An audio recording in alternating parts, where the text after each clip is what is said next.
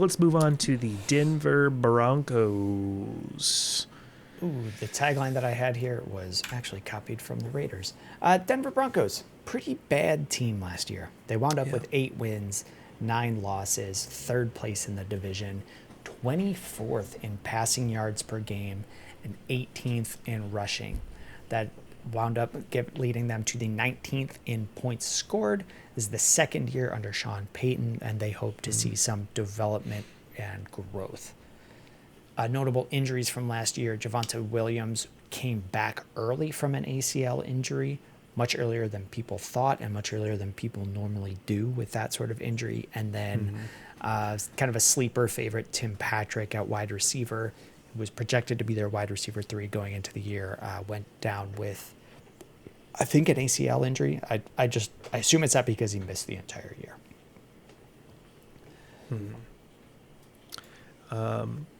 So I somehow have a lot of, I guess, just jumping in here to our 2024 outlook, talking about the head coach position. I somehow have a lot of Denver Bronco fan friends somehow. Sure. Which I really need to call, apparently, because nobody respects Denver sports franchises. But I was asking him, like, do you believe that Sean Payton is going to actually come in here and really make a difference? And the general consensus of them was, it seemed like he was done after he left the Saints. So I think this is where it starts to get interesting. Is his second year, is he actually going to, like, take a step forward, or is he going to just kind of, like, fall back into what people expect? Yeah. So, like, expanding on that, it seems wild to me that he leaves the Saints, a team where it seemed like they didn't have a quarterback of the future, to go to Denver, where they had Russell Wilson, and immediately decide, oh God, we can't win with him. We need to cut him and eat all of this money. Yeah. It definitely feels like he is trying to survive over there as opposed to thrive with that move.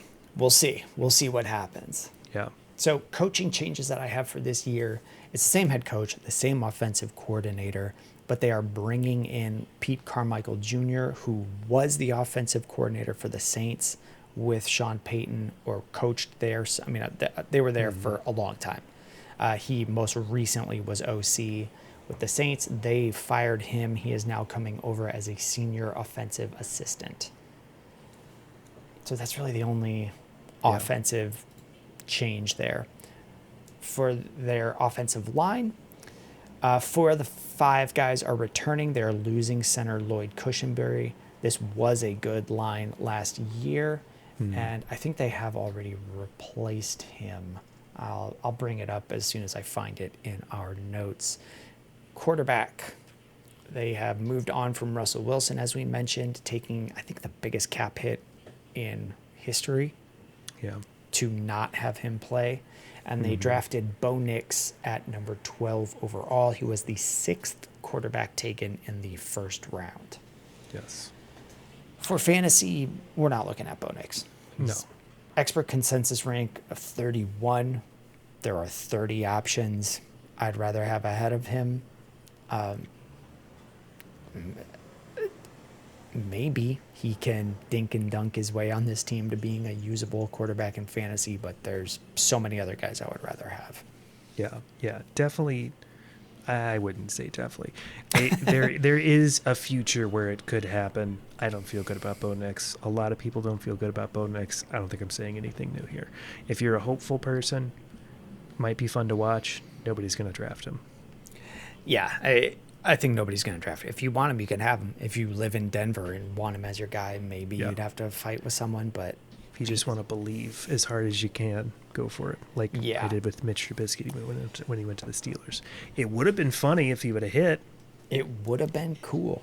Let's talk about the rest of the positions and how Bo Nix will affect them. Yeah, so, tell me about that running back position. Running back, Javonte Williams is seen as the lead guy. He finished last year as running back 30. That was a year where he was coming first year back from an ACL. I'm sure we've talked about this a couple times already. Typically, that first year back is slower, more injury prone. So he played I think he played all 17 games, but when we're looking at expecting this guy to be slower, he was. He had 217 rushing attempts, 774 yards, only 3 touchdowns. He had 58 targets in the receiving game, which when you add in Samaje Perine at running back, who had 56, that's a lot of targets going to running back. So there's a good potential for opportunities here for him if he bounces all the way back to full health. We don't know if he will. We'll see that shake out over the summer. But if he can get back to what he had been, he looked like a very good running back. Yeah. Is this somebody that you would be drafting as, RB2, RB3 kind of thing, or would you just kind of let him fall and see if you can get him for free? I mean, you're going to have to draft him.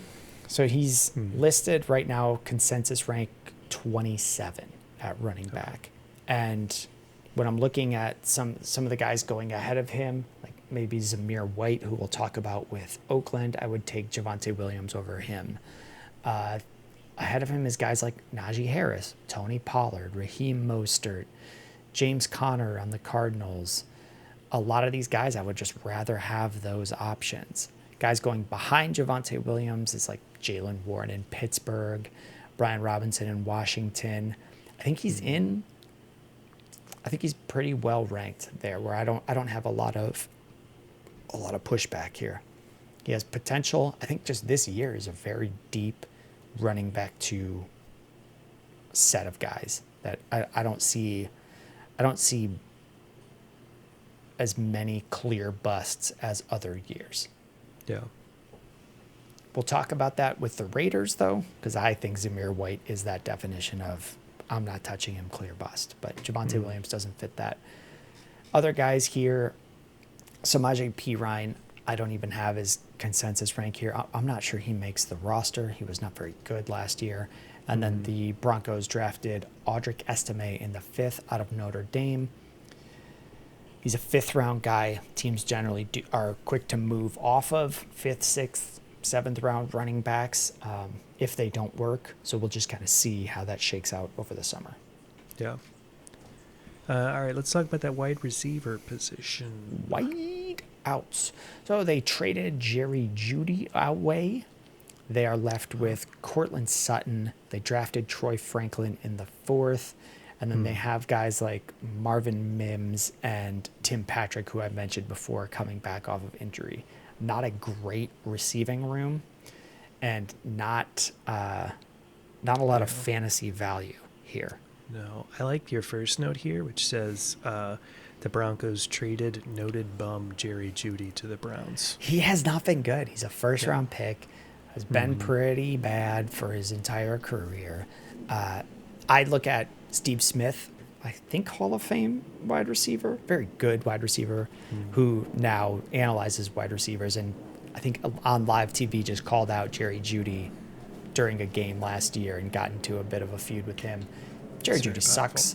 I don't think they're losing that much from moving on from him. Other guys still here. Cortland Sutton finished last year as wide receiver 35. I think he had 10 touchdowns. He had a lot of the play is breaking down. Russell Wilson chucks a ball, and Cortland Sutton comes up with it in the end zone. I don't know that that's a very repeatable thing with quarterback changing, and touchdowns aren't that much of a repeatable stat as it is. When I'm looking at guys in the same range, Cortland Sutton is currently consensus rank 43. That's right around guys like Jackson Smith and Jigba, Christian Watson. I think they have higher potentials. I would rather go with them. If you're drafting this as a 4th, 5th receiver, I would rather go for someone who I think can spike, and I think they have a better chance of that. Anything at tight end? Nothing. That sounds right. Yeah. So number one big takeaway from this team, Javonte Williams. Javonte Williams, possible that Troy Franklin catches on pretty quick and is a decent wide receiver for the team, but I don't see a ton of fantasy options on the Broncos. No. Yeah. No, we normally look for 3 takeaways. I've got one. Is Javonte Williams is probably fine. Yes. Yeah. And if you want to watch a team melt down, this has a really high possibility of melting down. Yeah. Yeah. again. I guess again, would that be correct with how that went last year with Russell Wilson, them giving up 17 billion picks and then cutting him? Who knows? It's the hard Denver to be Broncos. worse than that. Yeah, it's hard to be worse. Nobody outside of Denver cares, and people inside of Denver feel like they're stuck watching them. So have fun with that, Denver.